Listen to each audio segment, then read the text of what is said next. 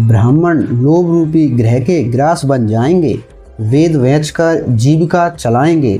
धन का उपार्जन करने के लिए ही विद्या का अभ्यास करेंगे। मत से मोहित रहेंगे। अपनी जाति के कर्म छोड़ेंगे। प्रायः दूसरों को ठगेंगे। तीनों काल की संध्योपासना से दूर रहेंगे और ब्रह्म ज्ञान से शून्य होंगे। दयाहीन, अपने को पंडित मानने वाले, अपने सदाचार व्रत से रहित, कृषि कार्य में तत्पर, क्रूर स्वभाव वाले एवं दूषित विचार वाले होंगे। नमस्कार दोस्तों, स्वागत है आपका एक और नई वीडियो में। तो देखिए दोस्तों, आज की कथा है कि कलयुग में मुनियों या ऋषि मुनि, गुरु और मनुष्य किस प्रकार के होंगे। दोस्तों, जब कलयुग आएगा तो मुनि यानी मनुष्यों की क्या दशा होगी, उनके क्या विचार होंगे, और जो गुरु हैं यानी जो ब्राह्मण हैं, जो संत लोग हैं, उनके क्या स्वभाव होंगे, वह किस तरह के होंगे, किस किस को ठगेंगे, अभी मैंने आपको बताया दोस्तों। तो इस तरह की सारी जानकारी आज इस कथा में मिलेगी दोस्तों आपको। तो इस कथा को बड़े ध्यानपूर्वक सुनते रहिए दोस्तों, इसमें बहुत सी जानकारियां हैं, बहुत सी जानकारी मिलेगी दोस्तों आपको। तो देखिए दोस्तों, अगर आप इस चैनल पर पहली बार आए हैं दोस्तों, तो इस चैनल को सब्सक्राइब कर अवश्य रख ले दोस्तों, क्योंकि इस चैनल पर मैं पर डे एक वीडियो डाल रहा हूं दोस्तों, और उसमें आपको संपूर्ण महाशिवपुराण की बुक पढ़कर सुनाऊंगा दोस्तों, जिसमें आपको संपूर्ण और सत्य जानकारी होगी दोस्तों।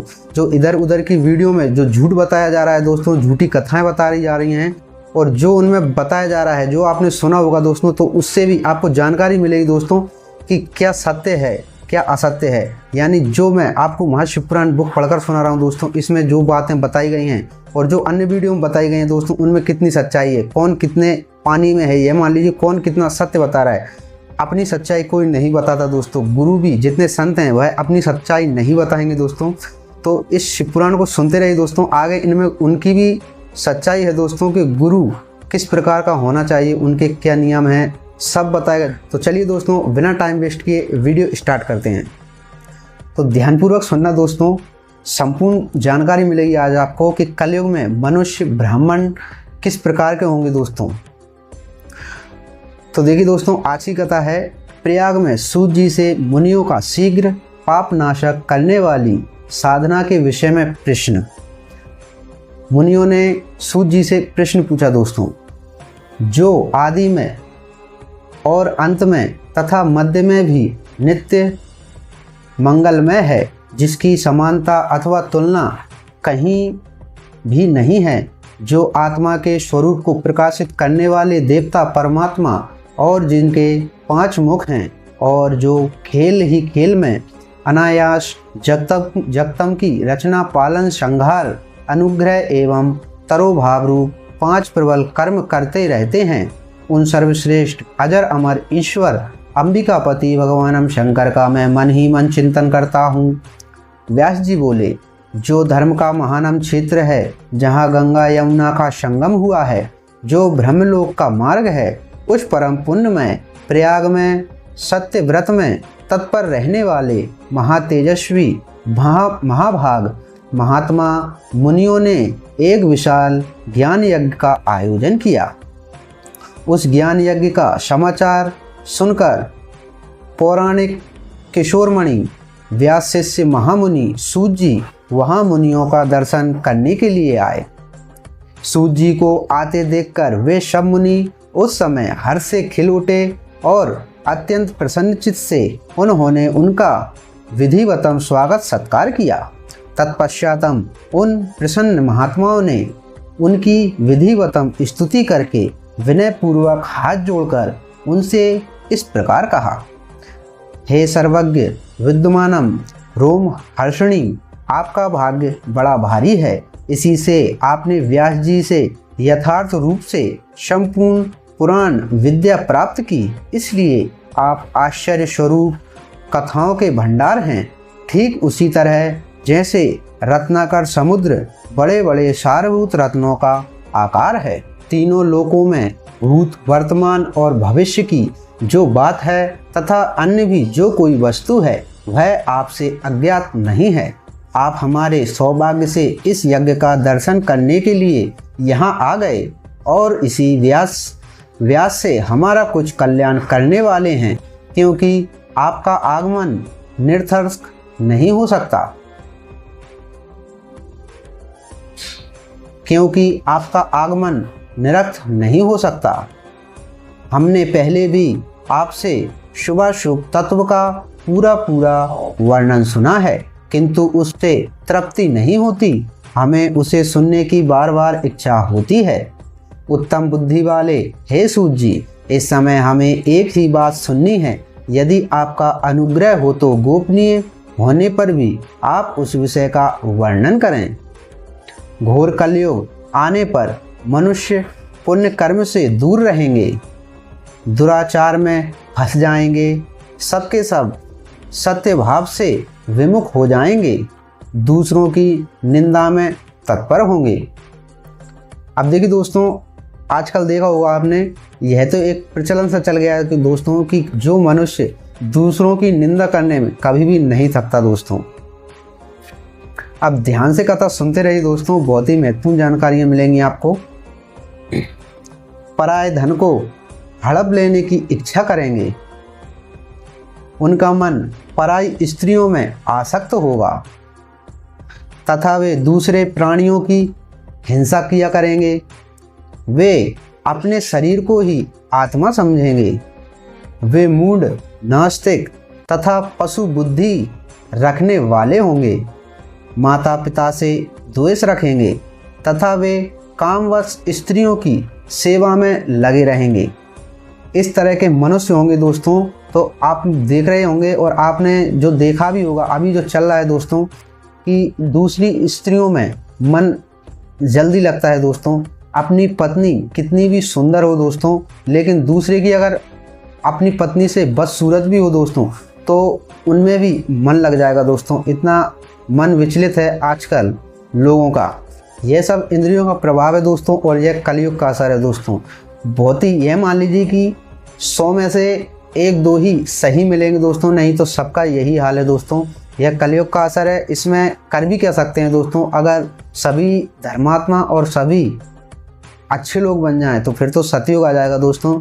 फिर भी कलयुग का असर तो रहेगा ही। यह कलयुग चल रहा है दोस्तों, इसमें इस तरह के प्राणी होंगे, यही बताया जा रहा है दोस्तों महाशिव पुराण में।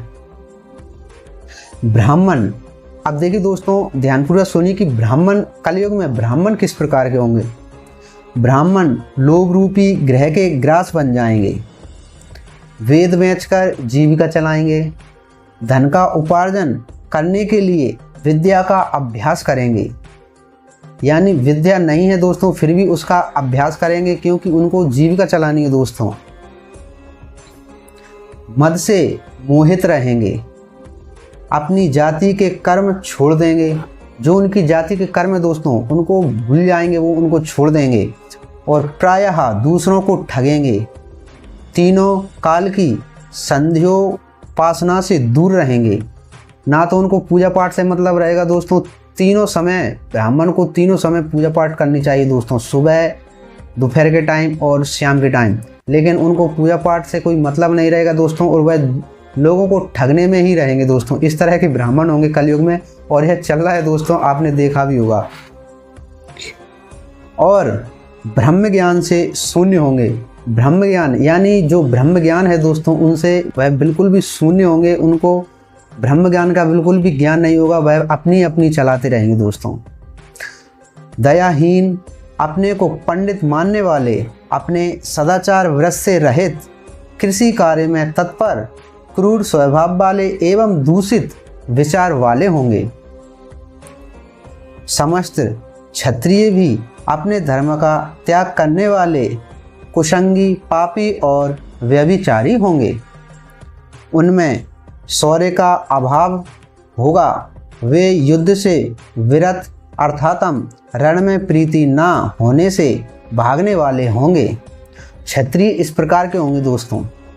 वे कुत्सित, चौर्य, कर्म से जीविका चलाएंगे। शूद्रों के समान वर्ताव करेंगे और उनका चित्त काम का किंकर बनकर रह जाएगा। वे शास्त्रास्त्र विद्या को नहीं जानने वाले, गौ और ब्राह्मण की रक्षा न करने वाले, शरणागत की रक्षा न करने वाले, तथा सदा कामनी को खोजने में तत्पर रहेंगे। प्रजापालन रूपी सदाचार से रहित भोग में तत्पर, प्रजा का संहार करने वाले दुष्ट और प्रसन्नता पूर्वक जीव हिंसा करने वाले होंगे। वैश्य, अब देखिए दोस्तों, जो वैश्य में आते हैं, अधिकतर लोग वैश्य में ही आते हैं। अब वैश्य में जो लोग आते हैं उनका क्या हाल होगा दोस्तों, यह सुनिए, आगे सुनते रहिए दोस्तों। वैश्य संस्कार भ्रष्ट, स्वधर्म त्यागी, कुमार्गी, धनोपार्जन परायण तथा नाप तौल में अपनी कुशित वृत्ति का परिचय देने वाले होंगे। वे गुरु, देवता और द्विज जातियों के प्रति भक्ति शून्य, कुशित बुद्धि वाले, द्विजों को भोजन न कराने वाले, प्रायः कृपणता के कारण मुट्ठी बांधकर रखने वाले, पराई स्त्रियों के साथ कामरत, मलिन विचार वाले, लोभ और मोह से भ्रमित चित्त वाले और वापी, कूप, तड़ाग आदि से निर्माण तथा अज्ञादि सत्कर्मों में धर्म का त्याग करने वाले होंगे। इस तरह के दोस्तों वैश्य होंगे, जो वैश्य आते हैं वह इस तरह के होंगे दोस्तों। और आगे सुनते रहिए दोस्तों। इसी तरह कुछ शूद्र ब्राह्मणों के आचार में तत्पर होंगे, उनकी आकृति उज्ज्वल होगी, अर्थात वे अपना कर्म धर्म छोड़कर उज्ज्वल वेशभूषा से विभूषित हो व्यर्थ घूमेंगे। वे मूढ़ होंगे और स्वभावतः ही अपने धर्म का त्याग करने वाले होंगे।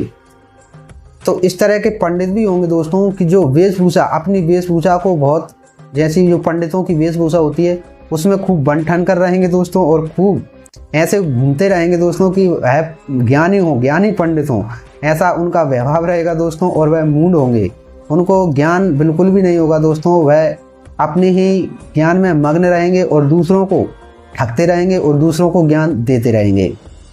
अब यह सच्चाई है दोस्तों, यह मैं नहीं, यह महाशिवपुराण की कथा कह रही है दोस्तों कि कलयुग का असर है ये। कलयुग में इस तरह के प्राणी होंगे दोस्तों, तो किसी पर विश्वास करना संभव ही नहीं है दोस्तों।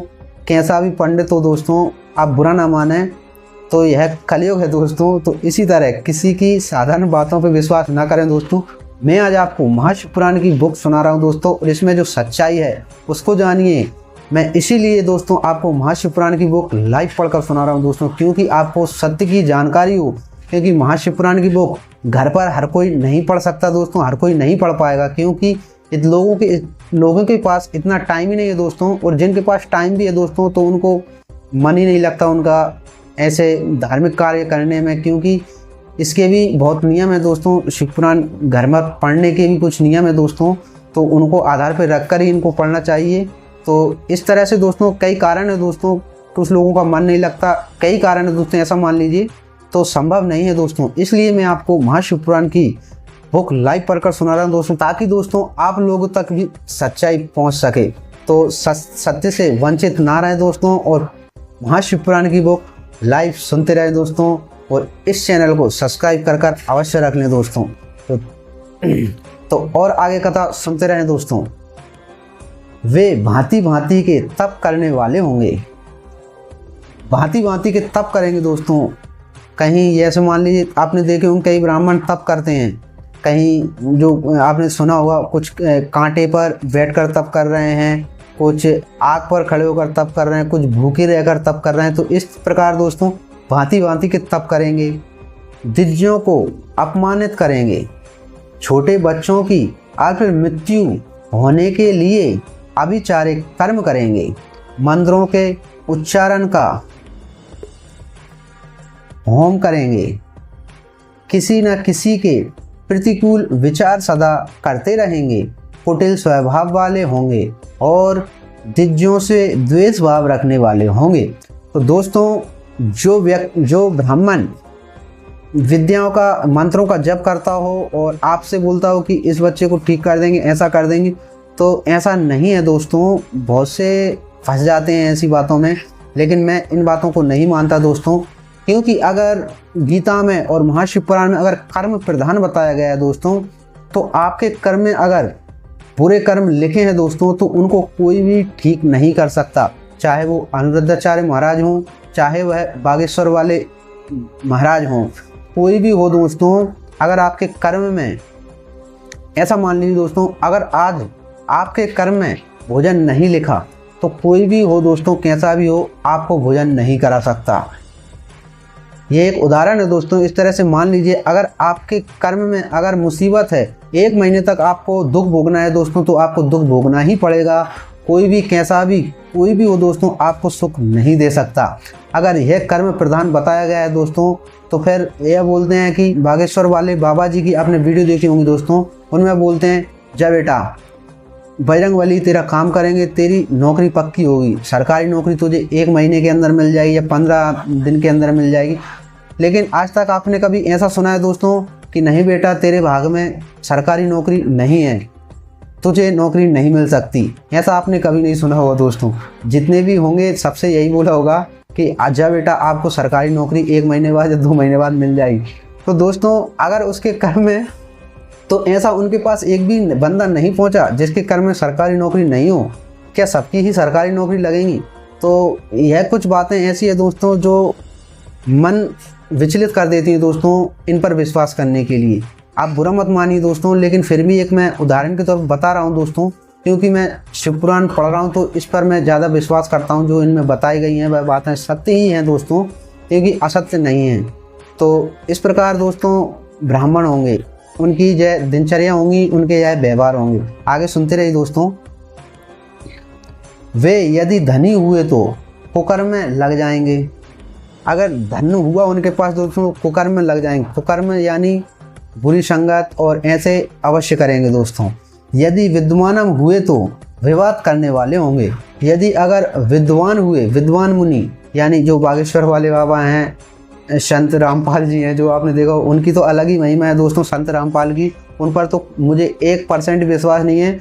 जो दोस्तों यह कहते हैं कि पत्नी को मांग में सिंदूर नहीं बनना चाहिए, अपने पति के पैर नहीं छूने चाहिए, माता पिता के पैर भी नहीं छूने चाहिए, तो ऐसा कहाँ लिखा है दोस्तों?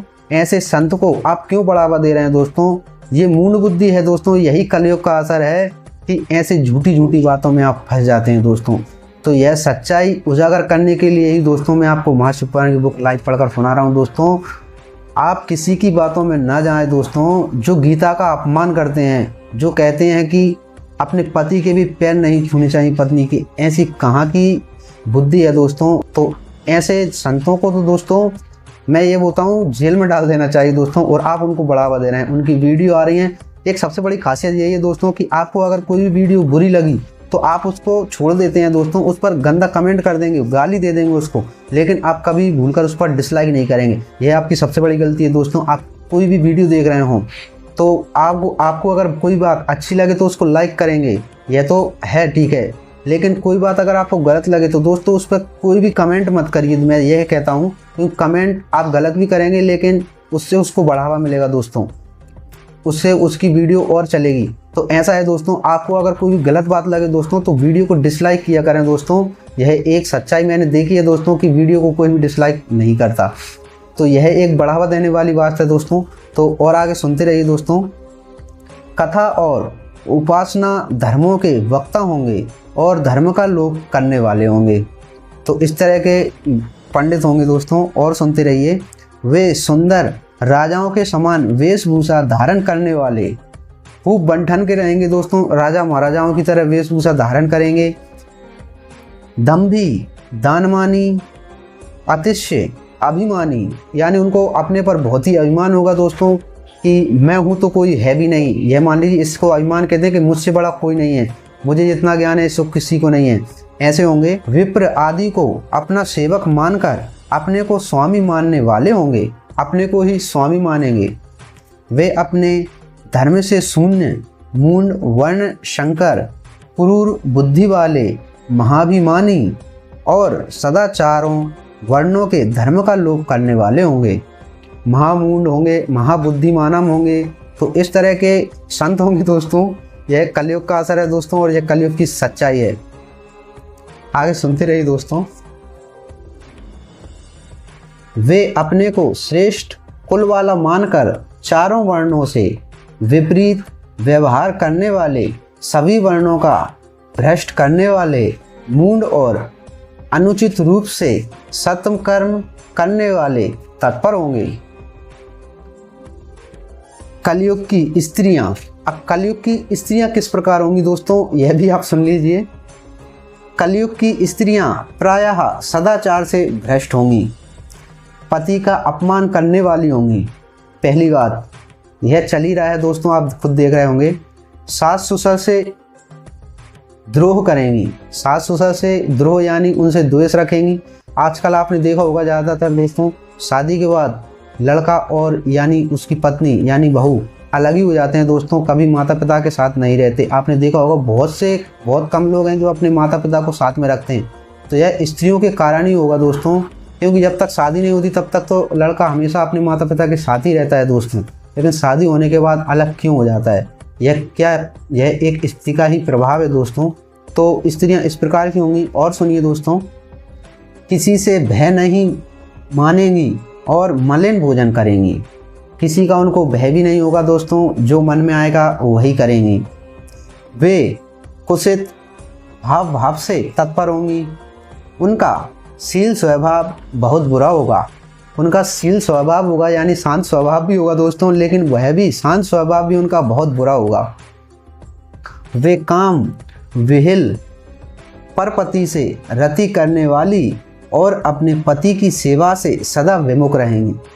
परपति से संग करेंगी दोस्तों, परपति से व्यवहार रखेंगी और अपने परपति की सेवा भी करेंगी दोस्तों। परपति यानी अनजान दूसरे व्यक्ति का संग, यह मान लीजिए आप। और पति की सेवा से बिल्कुल भी वंचित रहेंगी दोस्तों, वह पति की सेवा नहीं करेंगी। इस तरह की स्त्रियां होंगी। और सुनिए दोस्तों, अब देखिए दोस्तों, संतानें कैसी होंगी। जो माता पिता के पुत्र हैं दोस्तों, बेटे, वह किस प्रकार के होंगे। संतानें माता पिता के प्रति श्रद्धा रहित, दुष्ट स्वभाव वाली, अष्टम विद्या पढ़ने वाली और सदा रोगग्रस्त शरीर वाली होंगी। तो इस प्रकार की संतानें होंगी दोस्तों। जो आपके पुत्र, आप ही मान लीजिए जो आपके पुत्र होंगे वह इस प्रकार के होंगे दोस्तों, अगर कलयुग है तो। कि देखिए, माता पिता के प्रति द्वेष रखेंगी दोस्तों, दुष्ट स्वभाव वाली होंगी, यानी उनका आचरण, उनका स्वभाव अलग ही होगा। आपने देखा हो, बात करने में गुस्सा होकर बात करेंगे, मैं तो यही करूँगा, मैं ऐसा करूँगा, यह आप देख लीजिए। तो इस तरह की होंगी। और विद्या पढ़ने वाली, अष्टम विद्या पढ़ने वाली, अष्टम मानी यानी जो अशक्त यानी जो गलत है, इस तरह की विद्या पढ़ेंगी दोस्तों। सत्य बात तो जानना ही नहीं है, जो वेद हैं वह नहीं पढ़ेंगी, जो गलत बातें हैं वह जानेंगी। आपने देखा हो, चल रहा हो आजकल कि गलत वीडियो ज़्यादातर वायरल होती हैं, गलत वीडियो ज़्यादा देख रहे हैं दोस्तों। अच्छी वीडियो कौन देखता है दोस्तों, अच्छाई तो बहुत ही कम लोग देख रहे हैं दोस्तों। तो इसी तरह से और सदा रोगग्रस्त शरीर वाले होंगे। अब देख रहे हैं आजकल रोग ज़्यादा हो रहे हैं दोस्तों, बीमारियों के कई कारण हैं दोस्तों। तो इस प्रकार की संतानें होंगी दोस्तों। तो इस तरह का कलयुग होगा दोस्तों। और कलयुग में इस तरह के ऋषि मुनि होंगे, इस तरह के संत होंगे, इस तरह के मनुष्य होंगे, इस तरह की स्त्रियां होंगी और इस तरह की संतानें होंगी।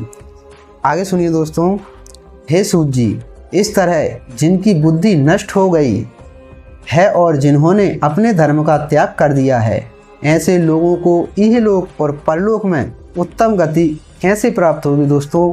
कोई संभावना ही नहीं है दोस्तों कि उत्तम गति यानी उनको उत्तम गति कैसे प्राप्त होगी। इस तरह के अगर प्राणी होंगे, इस तरह का उनका व्यवहार होगा, तो उत्तम गति की तो कोई संभावना ही नहीं है दोस्तों। इसी चिंता से हमारा मन सदा व्याकुल रहता है। परोपकार के समान दूसरा कोई धर्म नहीं है। अतः जिस छोटे उपाय से इन सबके पापों का तत्काल नाश हो जाए, उसे इस समय कृपा पूर्वक बताइए, क्योंकि आप समस्त सिद्धांतों के ज्ञाता हैं। व्यास जी बोले, उन भावितात्मा मुनियों की यह बात सुनकर सूत जी मन ही मन भगवान शंकर का स्मरण करके उन मुनियों से इस प्रकार कहने लगे। मुनियों को यही चिंता है दोस्तों कि अगर कलयुग में इस तरह का व्यवहार होगा, संत, ब्राह्मण, स्त्रियां, संतानें, मनुष्य अगर इस प्रकार के होंगे दोस्तों, तो उनको कहाँ ही स्वर्ग प्राप्त होगा, क्या होगा, नरक तो भर जाएगा दोस्तों, यही मान लीजिए। तो इन सब से छुटकारा पाने के लिए दोस्तों क्या करना चाहिए, इसका क्या मतलब है, किस तरह से, किस विधि से, यानी किस तरह से, किस विधि से करने से इन सब से छुटकारा मिल सकता है। आपके पाप धुल सकते हैं, या जो भी आपकी संतान हैं, जो स्त्रियां हैं, वह सतमार्ग पर आ सकती हैं। मतलब सतमार्ग पर लाने के लिए क्या करना चाहिए, इनके क्या उपाय हैं, किस तरह से संतानें माता पिता की आज्ञा का पालन करेंगी, किस तरह स्त्रियां अपने पति की आज्ञा का पालन करेंगी, इन सब का निवारण क्या होगा दोस्तों। तो इन सब के लिए क्या क्या कार्य करने चाहिए। तो इस प्रकार शिव महापुराण के अंतर्गत प्रथम विद्येश्वर संहिता मुनियों के प्रश्न का वर्णन नाम का पहला अध्याय पूर्ण हुआ। देखिए दोस्तों, श्री शिव महापुराण के अंतर्गत यह विद्येश्वर संहिता प्रारंभ हो गई दोस्तों। इसका यह प्रथम अध्याय था दोस्तों, मैंने आपको स्टार्टिंग में बता नहीं पाया, तो अब मैं आपको बता रहा हूँ। यह विद्येश्वर संहिता का प्रथम अध्याय है दोस्तों, और यह पूर्ण हुआ। अब आगे कथा दोस्तों यही है कि कलयुग में मनुष्य का किस तरह, अगर मनुष्य इस तरह के होंगे कलयुग में, मनुष्य, मुनिगण, ब्राह्मण, संत लोग, स्त्रियां, पुत्र, अगर सबका इस तरह से दुर्व्यवहार होगा, सब इस तरह के कलयुग में घिर जाएंगे, तो इन सब से कैसे बचेंगे दोस्तों, और इनका क्या निवारण होगा। तो यह कथा दोस्तों कल मैं आपको नेक्स्ट वीडियो में बताऊंगा, इससे आगे की कथा। तो दोस्तों अगर आपको यह जानकारी अच्छी लगी हो दोस्तों, तो इस वीडियो को ज़्यादा से ज़्यादा शेयर करें दोस्तों, और इस चैनल को सब्सक्राइब कर अवश्य रखें दोस्तों, क्योंकि इस तरह की महाशिवपुराण की लाइव बुक मैं आपको पूरी पढ़कर सुनाऊंगा दोस्तों, और आपको 100% और सत्य जानकारी प्राप्त होगी दोस्तों। किसी झूठी बातों में ना फंसें दोस्तों। मैंने अभी आपको बताया दोस्तों कि कलयुग में प्राणी किस प्रकार के होंगे, तो सब झूठ फैला रहे हैं दोस्तों, इधर उधर से जानकारी ले रहे हैं, उनको कोई मतलब नहीं है सच्चाई क्या है क्या नहीं है, उन्हें बस अपनी वीडियो से मतलब है, वीडियो चलना चाहिए, और उनको बढ़ावा भी अपन ही दे रहे हैं दोस्तों कि उनकी वीडियो को एक भी डिसलाइक नहीं जाता दोस्तों। अगर वह गलत भी है तो भी डिसलाइक नहीं करते। तो आपको अगर कोई बात गलत लगे दोस्तों, तो वीडियो को डिसलाइक अवश्य किया करें दोस्तों। तो चलिए दोस्तों, मिलते हैं अगली वीडियो में, तब तक के लिए जय श्री राम।